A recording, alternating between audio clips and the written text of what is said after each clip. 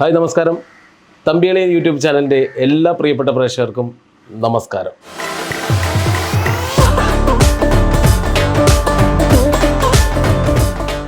ഒരു നീണ്ട ഇടവേളയ്ക്ക് ശേഷമാണ് തമ്പിയളി യൂട്യൂബ് ചാനലിൽ ഒരു വീഡിയോ അപ്ലോഡ് ചെയ്യാൻ പോകുന്നത്. എല്ലാവരും ചോദിക്കുന്നു, എന്താണ് ഒന്ന് വീഡിയോ ഇടുന്നില്ലേ, യൂട്യൂബ് ചാനൽ നിർത്തിയോ എന്നൊക്കെ ചോദിക്കുന്നുണ്ട്. അപ്പോൾ എല്ലാവരെയും അഭ്യർത്ഥന മാനിച്ചുകൊണ്ട് നമ്മൾ വീഡിയോ അപ്ലോഡ് ചെയ്യാൻ പോവുകയാണ്.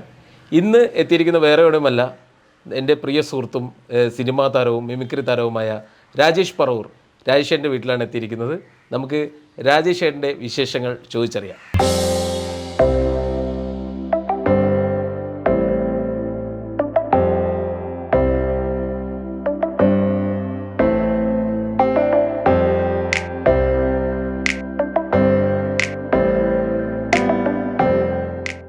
നമസ്കാരം രാജേഷേട്ടാ. നമസ്കാരം. ഒരു ഇടവേളയ്ക്ക് ശേഷം യൂട്യൂബ് ചാനൽ ഒന്ന് സജീവമാക്കാൻ വേണ്ടിയിട്ട് അത് രാജേഷേൻ്റെ തുടങ്ങണമെന്നൊരു ആഗ്രഹം ഉണ്ടായിരുന്നു എനിക്ക്. കാരണം അതിന് മുമ്പൊക്കെ രാജേഷേൻ്റെ വിളിക്കുമ്പോൾ രാജേഷേൻ്റെ ഭയങ്കര തിരക്കായിരുന്നു.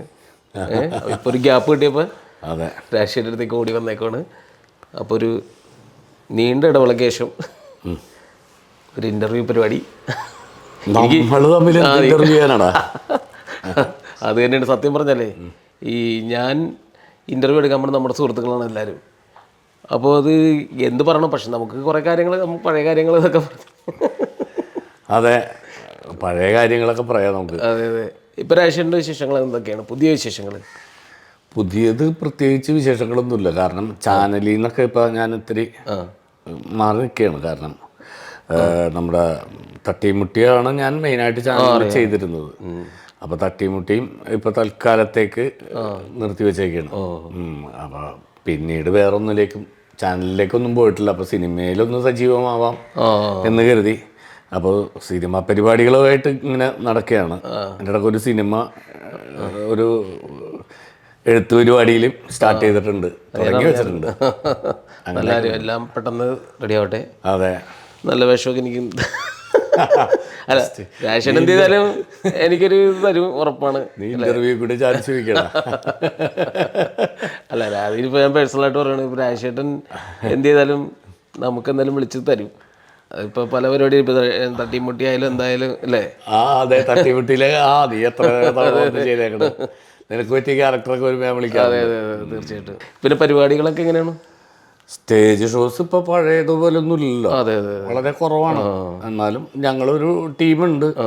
ഞാൻ, നമ്മുടെ അജിത്ത് കൂത്താട്ടുകുളം, സുമേഷ് ചന്ദ്രൻ, പിന്നെ വിഷ്ണുപ്രിയ, ഞങ്ങൾ 4 പേരാണ് പോകുന്നത്. പിന്നെ രാജേഷേട്ടൻ മിമിക്രിയിലേക്ക്, ഇതൊക്കെ എനിക്ക് വേണ്ടിയിട്ടല്ല പ്രഷർക്ക് വേണ്ടിയിട്ടാണ്, അല്ല മിമിക്രിയിലേക്ക് വരുന്നത് എങ്ങനെയാണ്? ഉയടാ ഇതൊക്കെ ഒരുപാട് തവണ ഞാൻ പറഞ്ഞു, ഞങ്ങളത് കേട്ട് വെറുത്തിരിക്കലാണ്. ഇനി മിമിക്രിയിലേക്ക് വരുന്നതൊന്നും അതൊന്നും കാര്യമില്ല. ഒരു കാലഘട്ടത്തിൽ നമ്മളെല്ലാവരും ഒരുമിച്ചല്ലേ. അതെ, എല്ലാം സംഭവിച്ചതാണ്. അല്ല, ഞാൻ സുമേഷായിട്ടുള്ള പരിചയം എന്ന് പറഞ്ഞു കഴിഞ്ഞാല്, ഞാൻ ഇവിടെ നിന്നൊക്കെ നമ്മുടെ സ്റ്റാലിയൻസ്, മിമി വോയിസ്, കൊച്ചിൻ രസിക എന്നൊക്കെ പറഞ്ഞ് ഇങ്ങനെ ഈ ലൊക്കാലിറ്റിയിലൊക്കെ കിടന്ന് കളിച്ചിട്ട് ഇവിടുന്നാണ് ഞാൻ എറണാകുളത്തേക്ക് വരുന്നത്. എറണാകുളത്ത് ഒരു ട്രൂപ്പിൽ കളിക്കാൻ ആദ്യമായിട്ട് വരുന്നത്. അത് നമ്മുടെ മനോജ് നസിന്റെ നവോദയ. അവിടെ ചെന്നപ്പോഴാണ് സുമേഷുമായിട്ടുള്ള ബന്ധം. അല്ലേ, എത്ര വർഷമായി? 15 വർഷത്തിനൊക്കെ മുകളിലായി. അതിന് മുകളിലായി 10-20 വർഷത്തിനടുത്തായി. പക്ഷെ അതൊരു രസമായിട്ടുള്ള നല്ല ടീമായിരുന്നു. ഒരു ടൂർ പോണ പോലെ നമ്മള് പരിപാടിക്ക് പോയി. നല്ല പ്രോഗ്രാം, 110 പരിപാടി പോകും. അടിപൊളി ആർട്ടിസ്റ്റുകളായിരുന്നു. അന്നത്തെ ആർട്ടിസ്റ്റുകളൊക്കെ ഇന്ന് മെയിൻ സ്ട്രീമിൽ തിളങ്ങി നിൽക്കുന്ന ആൾക്കാരാണ്. ഒരാൾ പോലും പാഴായി പോയില്ല എന്നുള്ളതാണ്. അല്ലേ? ശരിയാ.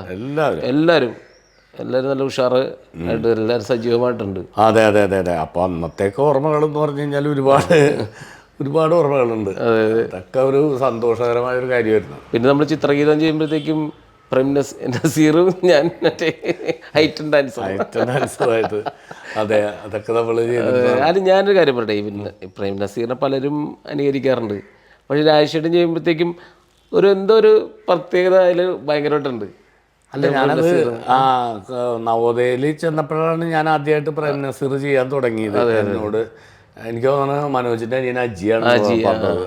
കാരണം ആ ഇടക്കൊക്കെ നമ്മൾ ഒത്തിരി സ്കിറ്റുകൾ, അന്ന് ഇവിടേക്ക് സ്കിറ്റ് എഴുത്തുകളുണ്ട്, സ്കിറ്റുകൾ എഴുതി നമ്മൾ അന്നൊക്കെ വീഡിയോ ഇതായിരുന്നു സി ഡി. അപ്പോൾ ഒരു CD-യുടെ ഷൂട്ടിന് ആണ് ചിത്ര ചെയ്ത പരിപാടി. അപ്പോൾ എന്നോട് പറഞ്ഞു ചേട്ടന് ഇങ്ങനെ നസീറിൻ്റെ ചെയ്യാന്നൊക്കെ പറഞ്ഞ്, അങ്ങനെയാണ് ഞാൻ ആദ്യമായിട്ട് നസീറിൻ്റെ ചെയ്യണത്.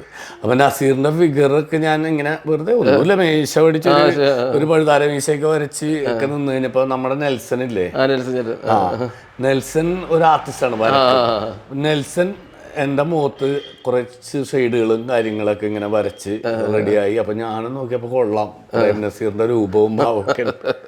അങ്ങനെ പിന്നെ അത് സ്ഥിരം നസീറായി. പക്ഷെ നസീർ സാറിന്റെ ചെയ്യുമ്പോഴത്തേക്ക് ഒരു ക്യൂട്ടായിട്ട് ഭയങ്കര രസമായിരുന്നു. അല്ല, ആ ഇടക്ക് പിന്നെ എനിക്ക് മീശ വെക്കാൻ പറ്റൂല, മീശ പഠിച്ചിട്ടാണ് നടക്കുന്നത്. എപ്പോഴാണ് പ്രേം നസീർ ചെയ്യേണ്ടതെന്ന് പറയാൻ പറ്റില്ല. അപ്പൊ അത് കാരണം മീശ വെക്കരുതെന്നായിരുന്നു ഓർഡർ. മീശ ഇല്ലാതെ ഞാൻ ആ കാലത്തൊക്കെ കുറെ നാൾ നടന്നത്. എന്തായാലും നല്ല അനുഭവങ്ങളായിരുന്നല്ലോ അല്ലേ? അതെ അതെ അതെ അതെ. ഒരു കുറേ വർഷം, നമ്മളൊരു 3-4-5 അല്ലേ, അഞ്ചല്ല അതിന് മുകളിൽ പോലെ 5-6 വർഷം നമ്മൾ ഒരുമിച്ച് പോയി. അതിനുശേഷം ഞാൻ കൊച്ചിൻ ഗിന്നസിലേക്ക് നമ്മുടെ KS പ്രസാദിന്റെ ട്രൂപ്പിൽ. അപ്പൊ ഞാൻ ഈ പ്രേം നസീർ മാത്രമേ ചെയ്യുള്ളായിരുന്നു. അവിടെ ചെന്ന് കഴിഞ്ഞപ്പോ പ്രസാദേട്ടൻ പറഞ്ഞ്, നിന്റെ ഈ അന്ന് മീശൊന്നുമില്ല, നിന്റെ ഈ ഫിഗറിൽ കുറെ സാധനങ്ങൾ ചെയ്യാലോ നിനക്ക്, നീ എന്താണ് അതൊക്കെ ചെയ്യാത്തത് എന്ന് പറഞ്ഞിട്ട് അവിടെ ഒരു ചിത്രഗീതം പരിപാടി ഉണ്ട്. അതിനകത്ത് പ്രസാദിന്റെ ഞാൻ പ്രേം നസീർ, പിന്നെ ആരാണ് ജയറാം, ജയറാം, പിന്നെ അമിതാഭ് ബച്ചൻ, ഇതൊക്കെ. അപ്പൊ പ്രസാദേട്ടൻ അതിനു വേണ്ടി അമിതാഭ് ബച്ചന് വേണ്ടിയുള്ള വിഗ്ഗൊക്കെ റെഡിയാക്കി തന്നേക്കാണ്. ഈ ചിത്രഗീതം എന്ന് പറഞ്ഞു കഴിഞ്ഞാല് ഇത് തുടങ്ങിക്കഴിഞ്ഞാല് ആർക്കും ആരെയും നോക്കാനൊന്നും സമയമില്ല. കാരണം അത് ഫാസ്റ്റ് ആയിട്ട് ഇങ്ങനെ പോയിക്കൊണ്ടിരിക്കുകയാണ്. അനൗൺസ് ഒന്നുമില്ല, ഒന്നിനെ കുറിച്ച് ഒരു ഇൻട്രൊഡക്ഷൻ ഒന്നുമില്ല. ഒരു പാട്ട് കഴിഞ്ഞ അടുത്ത പാട്ട് ഇങ്ങനെ. അപ്പൊ ഞാൻ 3 ഫിഗറാ ചെയ്യണത്. ഫസ്റ്റ് ഞങ്ങള് ഇത് റിഹേഴ്സലൊക്കെ ഒക്കെ ഇവിടുന്ന് പോയി. എന്നിട്ട് എനിക്ക് ഇപ്പോഴും ഓർമ്മയുണ്ട്, കോഴിക്കോട് ടാഗോർ തിയേറ്ററിൽ വെച്ചിട്ട് ആണ് ചെയ്യുന്നത് ഈ പ്രസാദിന്റെ ഫസ്റ്റ് ഷോ. അപ്പോൾ ലാസ്റ്റാണ് അമിതാഭ് ബച്ചൻ. അപ്പൊ നസീറും ചെയ്ത് ജയറാമും ചെയ്ത്, പിന്നെ അമിതാഭ് ബച്ചന് ഇങ്ങനത്തെ നരച്ച നാടിയാണല്ലോ. അപ്പൊ ഇതൊക്കെ എന്നെ പഠിപ്പിച്ചെന്നേക്കാണ്. എന്ന് പറഞ്ഞു കഴിഞ്ഞാല് വെളിച്ചെണ്ണ ഇങ്ങനെ വരട്ടിയിട്ട് റവയാണ് വേക്കണത്. ബുൾഗാനാടിക്ക് കറുപ്പനാണെങ്കിൽ ചായപ്പൊടി. റവയൊക്കെ തേച്ച് ഞാൻ നോക്കിയപ്പോ എന്റെ വിഗ് കാണാനില്ല. അയ്യോ, വിഗ് കാണാനില്ല. ഞാൻ അപ്പൊ എന്റെ പാട്ട് വരാറായി. ഞാനിതൊക്കെ അന്വേഷിച്ചിടക്കണത് എവിടെയാണ് ലൈറ്റ് ഇങ്ങനെ തപ്പി നടന്നപ്പോ ഒരു മൂലക്ക് ആരോ ചവിട്ടി കൂട്ടിയിട്ടേക്കണ്. ആ വിഗ് അപ്പോഴേക്കും എന്റെ പാട്ട് സ്റ്റാർട്ട് ചെയ്ത് ഡാൻസുകാരൊക്കെ കേറി. അപ്പൊ ഈ വിഗ് എടുത്ത് ഞാൻ വെച്ചത് തിരിച്ചാണ്. ഇത് വെച്ച് ഞാൻ ചെന്ന് അമിതാഭ് ബച്ചൻ ചെയ്തിട്ട് ആൾക്കാർക്കൊന്നും മനസ്സിലായില്ല ഇത് ആരാണെന്ന്. കൂടെ നിൽക്കണ ഡാൻസുകാര് സൈഡിൽ നിൽക്കണ നമ്മുടെ ആർട്ടിസ്റ്റൊക്കെ ചിരിക്കണ. എനിക്കിതൊന്നും ഓർമ്മയില്ല. അതൊക്കെ കാലഘട്ടമായിരുന്നു. ഇപ്പൊ പണ്ടെന്ന് പറഞ്ഞാൽ നമ്മളൊരു 5-6 പേര് സ്കിറ്റ് കളിക്കണം, എന്നാലേ ഏക്കോളൂ. അതൊരു 10-15 മിനിറ്റ് 20 മിനിറ്റ് ഒക്കെ സ്കിറ്റ് വേണം. പക്ഷെ ഇപ്പൊ അത് മാറി. അപ്പൊ ഒരു 10 മിനിറ്റ് 12 മിനിറ്റ്. അതിന്റെ വ്യത്യാസം എന്ന് പറഞ്ഞു കഴിഞ്ഞാൽ അന്ന് സോഷ്യൽ മീഡിയകൾ അത്രയും സജീവമായിരുന്നില്ല, ചാനലുകളൊക്കെ. അപ്പൊ അന്ന് സ്റ്റേജിലാണ് ആകെ നമ്മുടെ പെർഫോമൻസ് ഒക്കെ ഓഡിയൻസ് കാണുന്നത്. അവർക്ക് അത്ഭുതമാണ് ഇതൊക്കെ കാണുമ്പോൾ. പക്ഷെ ഇന്നിപ്പോ ചാനൽ പറഞ്ഞാൽ നമ്മുടെ സ്കിറ്റുകൾ തന്നെയാണ്. അത് നമുക്ക് ഭയങ്കര വെല്ലുവിളിയുമാണ്. കാരണം ഈ സ്കിറ്റുകളൊക്കെ കണ്ട് അതിനകത്ത് ഇതൊക്കെ കണ്ടിട്ട് പിന്നെ സ്റ്റേജിൽ വന്ന് കാണിക്കുമ്പോൾ നമുക്ക് പരിമിതികളില്ലേ. മറ്റൊരു ഷൂട്ടിംഗ് ഫ്ലോറിൽ നമുക്ക് ഇതുപോലെ ഒരു മൈക്ക് വെച്ച് കഴിഞ്ഞാൽ ഓടി നടന്ന് ചെയ്യാം. ബാക്ക് ഡ്രോപ്പ് ഇപ്പോൾ ഒരു പോലീസ് സ്റ്റേഷനാണെങ്കിൽ പോലീസ് സ്റ്റേഷന്റെ സെറ്റ് ഉണ്ടാവും. അതിന്റെ എക്യുപ്മെന്റ്സ്, സാധനങ്ങൾ, കസേര, ലാത്തി, മറ്റത് കുന്തം. ഇത് സ്റ്റേജിൽ 4 മൈക്ക് ഇങ്ങനെ നിരത്തി വെച്ചിട്ട് ഒന്നുമില്ല. നമ്മൾ വെറുതെ ഒരു പോലീസ് സ്റ്റേഷനാണെന്ന് പറഞ്ഞ് കളിക്കുകയാണ്. അപ്പൊ അത് ഓഡിയൻസിന് പെട്ടെന്ന് അങ്ങോട്ട് അക്സെപ്റ്റ് ചെയ്യാനായിട്ട് ഒരു ബുദ്ധിമുട്ടുണ്ട്. ചാനലിലൊക്കെ കണ്ട് അതെ. പിന്നെ നമുക്ക് ഓടി നടന്ന് പെർഫോം ചെയ്യാൻ പറ്റില്ല. ഈ മൈക്കിൽ നിന്ന് സൗണ്ട് പറയണത് കേട്ടാലേ ഓഡിയൻസ് എടുക്കുള്ളൂ. ഇപ്പൊ അതുകൊണ്ട് വളരെ ചെറിയ ഐറ്റം മതി ഇല്ലേ? അതെ അതെ അതെ അതെ. ഒരു 10 മിനിറ്റ് ഐറ്റം മതി എന്ന് പറഞ്ഞു കഴിഞ്ഞാലേ. അത് മാത്രമല്ലടാ, നമ്മൾ ഈ ചാനലിൽ കണ്ട പരിപാടി ഏതെങ്കിലും ഒരു സ്കിറ്റ് നമ്മൾ സ്റ്റേജിൽ ചെയ്ത് കഴിഞ്ഞാല് പ്രശ്നമാണ്. ഇത് ഞങ്ങൾ കണ്ടതല്ലേ എന്നാണ് പ്രശ്നം. അപ്പൊ ഇത് സ്റ്റേജിൽ ഇതിന് വേണ്ടിയിട്ട് നമ്മൾ സ്കിറ്റുകൾ ഉണ്ടാക്കണം. അതൊക്കെയാണ് പ്രശ്നം. അത് ചില സ്ഥലത്തിലും അവർ ഷൂട്ട് ചെയ്യും. ഷൂട്ട് ചെയ്തത് നമ്മൾ സീസണിലേക്ക് വേണ്ടി സെറ്റ് ചെയ്യുന്ന ഐറ്റം ആയിരിക്കും. അല്ല ഏറ്റവും കൂടുതൽ റിസ്ക് എടുക്കുന്നത് മിമിക്രിക്കാരാണ്. അതെ. കാരണം ഇപ്പൊ ഒരു ഗായകനെ ഒരു ഗാനമേള ടീമിനെ സംബന്ധിച്ചിടത്തോളം ഒരു പാട്ടിറങ്ങിയാൽ ആ പാട്ട് പഠിച്ചാൽ മതി. അവരൊന്നും ക്രിയേറ്റീവായിട്ടൊന്നും ചെയ്യണ്ട, പാട്ട് അവര് മനോഹരമായിട്ട് പെർഫോം ചെയ്താൽ മതി. അതെ, നമ്മളങ്ങനെയല്ല. നമ്മളിത് എഴുതി ഉണ്ടാക്കി റിഹേഴ്സൽ ചെയ്ത് അത് കളിച്ച് കഴിയുമ്പോൾ ഓഡിയൻസ് ചിലപ്പോൾ ആക്സെപ്റ്റ് ചെയ്യും, ചിലപ്പോൾ അവർ അത് പറ്റില്ല കൂകി വിളിക്കും. അപ്പം പിന്നെ നമ്മൾ മാറ്റണം. വലിയ പ്രശ്നമാണ്. ഇപ്പം നമുക്കൊരു ലെങ്ത് കൂടിപ്പോയി നമുക്ക് തന്നെ ടെൻഷനാണ് എങ്ങനെയെങ്കിലും അത്. അതെ അതെ അതെ. കാരണം നമ്മളിൽ ഇപ്പം നല്ല കൗണ്ടറുകൾ ഉണ്ടാവും, പക്ഷേ അത്രയും കൗണ്ടറൊന്നും ആൾക്കാർക്ക് അത് വേണ്ട അല്ലേ? വേണ്ട, ഓഡിയൻസിന് അത് നമ്മൾ ടെൻഷൻ അടിച്ചിട്ട് നമുക്ക് സത്യം പറഞ്ഞ സ്റ്റേജിൽ നിൽക്കണം പോലും. അതെ അതെ. പണ്ടൊക്കെ നമ്മൾ പോകുമ്പോഴത്തേക്കും ഒരു സ്കിറ്റുകൾ കുറഞ്ഞു പോയെന്നും പറഞ്ഞ് സ്കിറ്റ് കുറവായിരുന്നല്ലോ. സ്കിറ്റ് കുറവ്, 4 സ്കിറ്റ് ഉണ്ടായുള്ളല്ലോ. ജനത്തിന് ഭയങ്കര കൊതിയായിരുന്നു സ്കിറ്റുകൾ, കോമഡി സ്കിറ്റുകൾ കാണാനായിട്ട്. ഇപ്പൊ ഈ ചാനലുകളിൽ ഇങ്ങനെ സ്കിറ്റുകൾ, ഏത് ചാനൽ തുറന്നു കഴിഞ്ഞാലും അവിടെയൊക്കെ ഈ കോമഡി സ്കിറ്റുകളല്ലേ. അതിങ്ങനെ വന്ന് ഇപ്പൊ ഓഡിയൻസിന് അത് വളരെ ലൈവായിട്ട് നല്ല രീതിയിൽ കാണണം എന്നുള്ളൊരു തോന്നലാണ്. അതെ അതെ.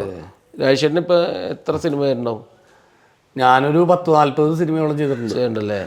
മറ്റേ ലാലേട്ടൻ്റെ പടത്തിലൊക്കെ നല്ല സ്ഥലവേഷം വരുന്നത് അല്ലേ? മുന്തിരിവള്ളികൾ തളിർക്കുമ്പോൾ ലാലേട്ടൻ്റെ കൂടെ 2 പടം ഞാൻ ചെയ്തത് ഇട്ടിമാണി. അത് രണ്ടിലും നല്ല നല്ല സാധനങ്ങളായിരുന്നു ചെയ്തത്.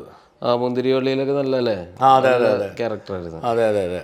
പിന്നെ മറ്റേ ജിബു ജേക്കബിന്റെ അല്ലേ, അത് തന്നെ വെള്ളിമൂങ്ങ, മുന്തിരിവള്ളികൾ ജിബു ചേട്ടൻ്റെ പടം തന്നെയാണ്. പിന്നെ ഇട്ടിമാണി ജിബു ചേട്ടൻ്റെ ഒക്കെ അസോസിയേറ്റ് അല്ലേ, ജോജു ജിബി, 2 പേര് ചെയ്ത ക്യാരക്ടറൊക്കെ അത്യാവശ്യം നല്ല ക്യാരക്ടറാണ് അല്ലേ, കുഴപ്പമില്ലാത്ത സാധനങ്ങളാണ് ചെയ്തത്. ഇപ്പൊ റിലീസിന് ഒരു 3-4 പടം ഉണ്ട്. അതായത് ഇപ്പൊ ഞാൻ കഴിഞ്ഞത് നമ്മുടെ ഉണ്ണി മുകുന്ദന്റെ ഗെറ്റ് സെറ്റ് ബേബി എന്ന് പറഞ്ഞിട്ടൊരു, അതിനകത്തൊരു വലിയ സംഭവമൊന്നുമല്ല എന്നാലും ചെറുത്. പിന്നെ ധ്യാൻ ശ്രീനിവാസന്റെ പടത്തില് ഒരു പടം ഇറങ്ങാനുണ്ട്, സ്വർഗത്തിലെ കട്ടുറുമ്പ്. അപ്പൊ അതിന്റെ ഇതൊക്കെ വന്നു തുടങ്ങി. അതെ അതെ അതെ, റിലീസ് മെയ്യിലുണ്ടാവും. പിന്നെ ജിത്തു ജോസഫ് സാറിന്റെ, ബേസിൽ ജോസഫ് നായകനാവണ നുണക്കുഴി, അതാണ് ഞാൻ ചോദിക്കുന്നത്. അതിനകത്ത് നല്ല ക്യാരക്ടറാണെന്നുണ്ടല്ലേ. നല്ല ഒറ്റ സീനേ ഉള്ളൂ ഒരു വക്കീലായിട്ട്, അത് കുഴപ്പമില്ലാത്തൊരു സാധനമാണ്. പിന്നെ ഏതാണ്, പിന്നെ ഒരു പടമാണ് സൗബിൻ ഷാഹിറിന്റെ ഒരു പടമുണ്ട്, മച്ചാന്റെ മാലാഖ എന്ന് പറഞ്ഞിട്ട്, നമ്മുടെ ബോബൻ സാമുവൽ ഡയറക്ട് ചെയ്തതാണ്. അതിനകത്തും ഒരു സംഭവം ചെയ്തിട്ടുണ്ട്, കുഴപ്പമില്ല. ഇത്രയും പടങ്ങൾ ഇനി ഇറങ്ങാറുണ്ടല്ലേ. നമ്മ കൊച്ചിൻ നവോദയക്ക് കളിക്കുമ്പോഴേ അന്ന് സാംശിവ എന്ന് പറഞ്ഞ സാംശിവ നയിക്കുന്ന ഗാനമേള എന്നാണ് കൊടുത്തേക്കണത്. അവനാണെങ്കിൽ റോക്ക് ഗായകനാണല്ലോ, മുടിയൊക്കെ വളർത്തി ഇത്രയും നീട്ടി വളർത്തി. അപ്പോൾ സ്റ്റേജിന്റെ പുറയില് അപ്പൊ നമ്മള് ഷോക്ക് ചെന്നേക്കാണ്, അടൂരം കണ്ടുവാണ്. ഒരു കമ്മിറ്റിക്കാരൻ വന്നിട്ട് സാംബശിവനോടെ സാംശിവ നയിക്കുന്ന ഗാനമേളയിലാണ് കൊടുത്താണ്. സാംബശിവൻ പന്തലിൽ നിന്ന് പണിയാണ്ട, സാംബശിവന്റെ ഗാനമേള പുള്ളി കരുതിയേക്കണ ഈ സാംശിവ നയിക്കുന്ന ഗാനമേള എന്ന് പറഞ്ഞപ്പോ കാതികൻ സാംബശിവൻ, പുള്ളി അതൊക്കെയാണ് അന്വേഷിക്കണത്. പിന്നെ പ്രോമറ്റിംഗ് ഡ്രാമ നമ്മൾ ചെയ്യുമല്ലോ, സ്കിറ്റ് ചെയ്യുമായിരുന്നു. അപ്പൊ എനിക്കതിൽ റോളില്ല. അപ്പൊ ഞാൻ ട്രൂപ്പ് മാനേജറും കൂടിയാണ്. അപ്പൊ നമുക്ക് ഈ ഇടയിൽ ചെറിയ സാധനങ്ങളുള്ളൂ. അപ്പൊ രാജേഷേട്ടൻ മറ്റേ അവതാരകനായിട്ട് മറ്റേ എല്ലാവരും വിളിക്കുന്നു, മറ്റേത് അപ്പൊ അച്ഛൻ വരുന്നു. അപ്പൊ വെറുതെ ഒരു ചുമ്പായിട്ട് ഞാൻ കയറി വന്നു. അപ്പൊ കുഴപ്പമില്ല, കൈയുടെ ഉണ്ട്, അമ്മ വരുന്നു, പിന്നെ മകൾ വരുന്നു, എല്ലാം രാജേഷേട്ടല്ലേ ചെയ്യും. അന്ന് വെറുതെ പറഞ്ഞാണ്, നീ ഏതാണ്, നീ ഇതിലില്ല, ഞാനില്ലേ, ഇല്ല നീ. അതൊക്കെ ഭയങ്കര ഹിറ്റ്, അത് വെറുതെ കയറിപ്പോ അത് ഭയങ്കര ഹിറ്റായിട്ടുള്ളല്ലോ. അത് ചെയ്യുമ്പോൾ വേറൊരു അനുഭവമായിട്ടുണ്ട്. അതായത് നമ്മുടെ കൊച്ചിൻ ഗിന്നസിൽ ഞാൻ, ഉണ്ണി പ്രസാദ്, ഉമ്മ, സാജു, ദേവിചന്ദന, ഇങ്ങനെ ഫുൾ ടീമുണ്ട്. ഞാനാണ് പ്രോമിറ്റിങ്. അപ്പോൾ പ്രോമിറ്റ് ഇത് അരമണിക്കൂർ ഓഡിയൻസ് എടുക്കണ അനുസരിച്ച് ഇതിങ്ങനെ നീണ്ടുകൊണ്ടിരിക്കും. അപ്പൊ ഇത് വലിയ പണിയാണിത്. ഇവർക്ക് എല്ലാവർക്കും സുഖമാണ്. ഞാനിത് കാണാപ്പാടാൻ എല്ലാം ബൈഹാർട്ട് ചെയ്ത് പഠിച്ച് ഞാനിത് ചെയ്യണം. അപ്പൊ ഞാൻ ഒരിക്കലും, അപ്പൊ എന്നോട് ഇവരൊക്കെ പറയും എഴുതി വെച്ച് നോക്കി. അപ്പൊ ഞാൻ പറയാം അത് തന്നെ ഒരു ഫ്ലോ ഉണ്ടാവില്ല, എന്നാലും അതിനൊരു കാണുന്നവർക്കൊരു ഭംഗി ഉണ്ടാവുള്ളൂ. അപ്പൊ നമ്മൾ സ്ട്രെയിൻ എടുത്ത് ഇതൊക്കെ പഠിച്ച് വെച്ചിട്ടാണ് നമ്മൾ ഈ ചെയ്യണത്. അങ്ങനെ ഒരു സ്റ്റേജിൽ ചെയ്തപ്പോ പെട്ടെന്ന് ഞാൻ ബ്ലാങ്ക് ആയി പോയി. അടുത്തത് എന്താണെന്ന് എനിക്ക് കിട്ടണില്ല. എന്താലോചിച്ചിട്ടും ഒന്നുമില്ല, ബ്ലാങ്കാണ്, ഒന്നുമില്ല. ഞാനിങ്ങനെ നിൽക്കാണ്. അപ്പൊ അവർക്ക് കാര്യം മനസ്സിലായി. പിന്നെ പ്രോമിറ്റിംഗ് ഡ്രാമ ആയതുകൊണ്ട് പ്രശ്നമില്ല. ഉണ്ണിയോ ദേവിയോ രണ്ടും പറഞ്ഞ് അടുത്തത് മറ്റവനെ വിളി അപ്പോഴാണ് കത്തിയത്. അവിടെ നിന്നാണ്. അത് കഴിഞ്ഞ് അവര് ചോദിച്ചു എന്ത് പറ്റിയെന്ന് ചോദിച്ചു. ഞാൻ പറഞ്ഞു എനിക്കൊരു പിടിയില്ല, പെട്ടെന്ന് ഞാൻ സ്റ്റക്കായി പോയി. എന്താണ് സംഭവിച്ചെന്ന് പെട്ടെന്ന് ബ്ലാങ്ക് ആയി പോയി. പിന്നീട് അങ്ങനെ എനിക്ക് സംഭവിച്ചിട്ടില്ല കേട്ടോ. പിന്നെ നിങ്ങൾ മനോരമയില് അല്ലേ ഒരുപാട് നല്ല സ്കിറ്റുകൾ ചേർണ്ട് അല്ല, അതിനകത്ത് അത് മത്സര പരിപാടിയാണ്. അപ്പൊ ഇതിനകത്ത് അത് ഞാൻ പറയാം, അത് ഭയങ്കര അനുഭവമാണത്.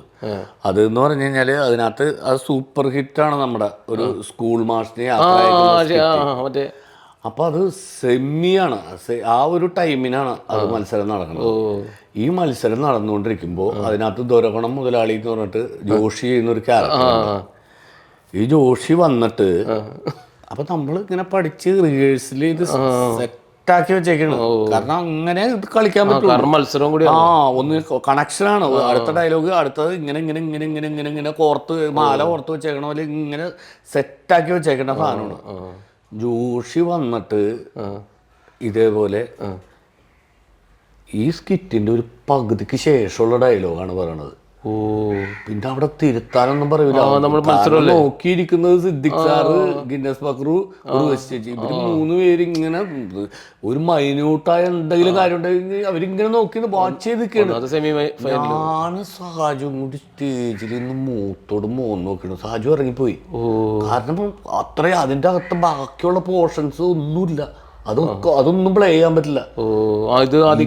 ഇവൻ കേറി അങ്ങോട്ട് പറഞ്ഞിട്ട് എന്ത് ചെയ്യുമെന്ന് അറിയാം. അപ്പൊ സാജു ഇറങ്ങിപ്പോയി. കാരണം കയ്യിൽ നിന്ന് പോയി തവിട് പൊടിയായി പോയി എന്ന് കരുതി. പക്ഷെ അപ്പൊ സാജു പോയി. അപ്പൊ ഞാനിങ്ങനെ സ്റ്റേജിൽ നിന്ന് ആലോചിക്കണം. അപ്പൊ ഇവൻ ആ ഡയലോഗ് അതിന്റെ കണക്ഷൻ പിടിച്ച് പോയിട്ടുണ്ട്. സാധനം സ്കിറ്റ് പോയിക്കൊണ്ടിരിക്കുന്നുണ്ട്. പക്ഷെ അത് പകുതിക്ക് വെച്ചാണ് പോകുന്നത്. തുടങ്ങിയപ്പോ തന്നെ അതിന്റെ പകുതിക്ക് വെച്ചാണ് പോകുന്നത്.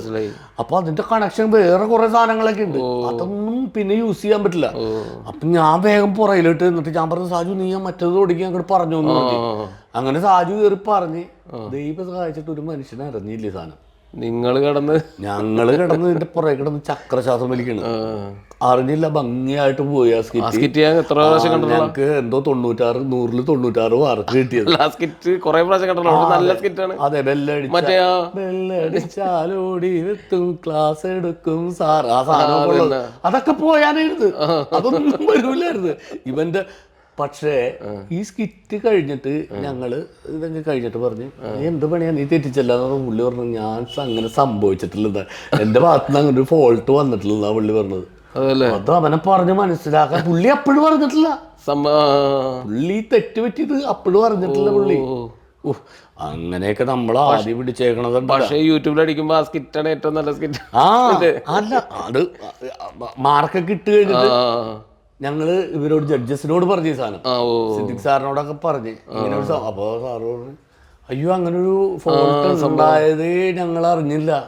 പക്ഷെ നിങ്ങളത് ഭയങ്കര ബ്രില്യൻ്റ് ആയിട്ട് നിങ്ങളത് മേക്ക് ചെയ്ത് പോയി. ഞങ്ങൾക്ക് അങ്ങനത്തെ ഒരു കണക്ഷനോ അങ്ങനെ ഒരു മുറി പെട്ടെന്ന് കട്ടായിട്ട് വേറെ സൈഡിൽ നിന്ന് തുടങ്ങണായിട്ടൊന്നും ഫീൽ ചെയ്തില്ല എന്ന് പറഞ്ഞു. റെസ്ലിംഗിന്റെ ഭയങ്കര പിന്നെ സുധി ഭയങ്കര നിറഞ്ഞാടിയ. സുധിനെ നമ്മളെല്ലാരും വെറുതെ ചുമ്മാ സപ്പോർട്ട് ചെയ്തു എന്ന് മാത്രമേ ഉള്ളൂ. അത് സുധിയുടെ ഒരു ഐറ്റം. സുധിയുടെ പെർഫോമൻസിൽ അത് ഞങ്ങൾ പറഞ്ഞിട്ടുണ്ടായിരുന്നു. ഇത് നിന്റെ പെർഫോമൻസിൽ ഇരിക്കുന്നതാണ്. ഞങ്ങൾക്ക് നിന്നെ സപ്പോർട്ട് ചെയ്യാ എന്ന് മാത്രമേ ഉള്ളൂ. ഞാനൊരു റെഫറി ആയിട്ടൊക്കെ വന്നിട്ട് അങ്ങനെ ഒരിടി കൊണ്ട് കഴിയുമ്പോഴും ഇഞ്ചി മിഠായി എന്ന് പറഞ്ഞു പോകുന്നത്. അങ്ങനെ കുറെ സാധനങ്ങള്. ആ ഒരു ടീം നല്ല ടീമായിരുന്നു. നല്ലൊരു മിസ്സിംഗ് ആണല്ലേ. പിന്നെ സുധിനെ സംബന്ധിച്ച് എന്താ പറയണത്, അത് പറയാൻ പോയി കഴിഞ്ഞാൽ നമ്മള് സെന്റിമെന്റ് അല്ലേ. അതെ. പിന്നെ ആ ടീം പതുക്കെ അങ്ങനെ അത് ഇല്ലാതെ ഓരോരുത്തർ. കാരണം ഈ കോവിഡ് വന്നതോടെ പിന്നെ വർക്കൊന്നും ഇല്ലാതെ എല്ലാവരും ചാനലൊക്കെ എല്ലാം സ്റ്റോപ്പ് ചെയ്തു, പ്രോഗ്രാമുകളൊക്കെ. അപ്പൊ നമ്മളെല്ലാവരും ഡിപ്രഷൻ മൂഡിലേക്കാണ്. അതെ അങ്ങനെ ഇരുന്നിട്ട് പിന്നെ ഓരോരുത്തരും ഇൻഡിവിജ്വലായിട്ട് വിളിച്ചപ്പോൾ അവരൊക്കെ അങ്ങോട്ട് പോയി. എല്ലാവരും പല പല ഞാൻ ഈ തട്ടിമുട്ടിയുടെ ഷൂട്ട് വന്നപ്പോൾ ഞാൻ അങ്ങനെ പോയി. സ്റ്റാർ മാജിക്കിൽ പോയി ജോയിൻ ചെയ്ത്. പിന്നെ സ്റ്റേജ് ഷോസ് ഒന്നും അത് തന്നെ അങ്ങനെ ആ ഒരു ടീം അങ്ങ് അങ്ങനെ പോയി. അപ്പൊ സ്കിറ്റുകളൊക്കെ ചെയ്യാന്ന് പറയുന്നത് വലിയ ടാസ്ക് തന്നെയാണ്. പിന്നെ ഇതുപോലെ ഉള്ള കോമ്പിനേഷൻസ് കിട്ടുമ്പോ അത് നമുക്ക് കോമ്പിനേഷൻ കിട്ടുമ്പോൾ സ്കിറ്റിൽ കുറച്ച് എന്തെങ്കിലും ബാക്കി ഡെവലപ്പ് ചെയ്ത് കളിച്ചു അല്ലേ? അതെ അതെ. ഞങ്ങളുടെ പരിപാടി എന്ന് പറഞ്ഞാൽ ഒരു സ്കിറ്റ് എഴുതൂല, പേപ്പറിൽ എഴുതുന്ന പരിപാടി ഇല്ല. അതെ, ഇരുന്ന് ചർച്ച ചെയ്യുള്ളൂ. ചർച്ച ചെയ്യുമ്പോൾ ഇങ്ങനെ ക്യാരക്ടേഴ്സ് ഒക്കെ ആയി കഴിയുമ്പോൾ നമ്മൾ തന്നെ പറയും ഇന്ന ഒരു കാര്യം ചെയ്യും, ഇന്നത് നീ ചെയ്യുന്നു. അപ്പൊ പിന്നെ അയാള് അത് ഡെവലപ്പ് ചെയ്തു. നമ്മള് പിന്നെ ഇരുന്ന് ചർച്ച ചെയ്യണം. ഇരുന്നാണ് റിഹേഴ്സൽ. നീ അവിടെ പോയി അതെന്താണ് അങ്ങനെ പോയാല്. അപ്പൊ അതങ്ങനെ പറഞ്ഞ് ഏകദേശം ഒരു റൂട്ടായി വന്നു കഴിയുമ്പോൾ പിന്നീടാണ് എഴുന്നേറ്റ് നിന്നിട്ട് ചെയ്യുള്ളൂ. റിഹേഴ്സൽ തന്നെയാണ്. റിഹേഴ്സൽ ചെയ്ത് അപ്പൊ കൂടുതൽ പൊലിപ്പിച്ച് ഡെവലപ്മെന്റ് ഉണ്ടാവും. രാജേഷിനെ ഞങ്ങളുടെ പ്രത്യേകത അന്ന് തുടങ്ങി ഫസ്റ്റ് നിങ്ങളൊക്കെ കളിക്കുമ്പോൾ കുറേ നമുക്ക് മനോജ് ചേട്ടനും രാജേഷേട്ടനും അങ്ങനെ നിങ്ങളുടെ കോമ്പിനേഷൻ ഒന്ന് സൈഡിൽ നിന്ന് കുറേ കാണാനും മനസ്സിലാക്കാനൊക്കെ നമുക്ക് പറ്റിയിട്ടുണ്ട്. അതിനുശേഷമുള്ള നമ്മൾ ഒരാർട്ടിസ്റ്റ് ഇല്ല, നമ്മൾ ചണ്ഡീഗഡിൽ പ്രോഗ്രാമിന് പോയിക്കോണം. അപ്പോൾ ഞാൻ കാസറ്റ് അടക്കം വീട്ടിൽ നിന്ന് എടുത്തോണ്ട് വന്നേക്കാണ്. ഇന്നാ കാസറ്റ് കളിക്കാൻ എല്ലാം കണ്ടത് മനസ്സിലാക്കി വെച്ചാൽ ആരില്ലെങ്കിലും ഞാൻ കേറാൻ റെഡി. എല്ലാം കാരണം കണ്ടു പഠിച്ച് എല്ലാം റെഡിയാക്കി വെച്ചേക്കരുത്. അതൊക്കെ ഒരു കാലഘട്ടമായിരുന്നില്ല അല്ലേ? പിന്നെ അയ്യോ രാശിട്ടാ, നമ്മള് സംസാരിച്ചിരുന്ന ഒരു എപ്പിസോഡിലെ 10 എപ്പിസോഡിലും തീരൂല. പിന്നെ കുറെ കാര്യങ്ങൾ പറയാനുണ്ട്. പിന്നെ എന്തോരം കാര്യങ്ങൾ പറയാനുണ്ട്. അപ്പൊ എന്തായാലും ഒരുപാട് സന്തോഷം രാജേഷിന്റെ കൂടെ കുറച്ച്. അതെ, നിന്നെ കാണാനും സാധിച്ചാൽ ഒരുപാട് നാളായി നമ്മൾ കണ്ടിട്ട്. അത് തന്നെ ഓരോ തിരക്കുകളൊക്കെ വിളിച്ചപ്പോഴും അങ്ങോട്ടൊക്കെ. അതെ അതെ അതെ, ഓരോരുത്തരും അവരവരുടെ കാര്യങ്ങളൊക്കെ നോക്കി ഇങ്ങനെ ഓട്ടത്തിലല്ലേ. അതുകൊണ്ട് പഴയ ആൾക്കാരെയൊക്കെ കാണലൊക്കെ വളരെ കുറവാണ്. അതെ അതെ. അപ്പം എന്തായാലും സന്തോഷം, എല്ലാ പരിപാടികൾക്കും വിജയാശംസകൾ. Okay, thank you so much. അപ്പോൾ നിന്റെ ചാനൽ ഭംഗിയായിട്ടൊക്കെ പോട്ടെ. Okay okay okay okay by.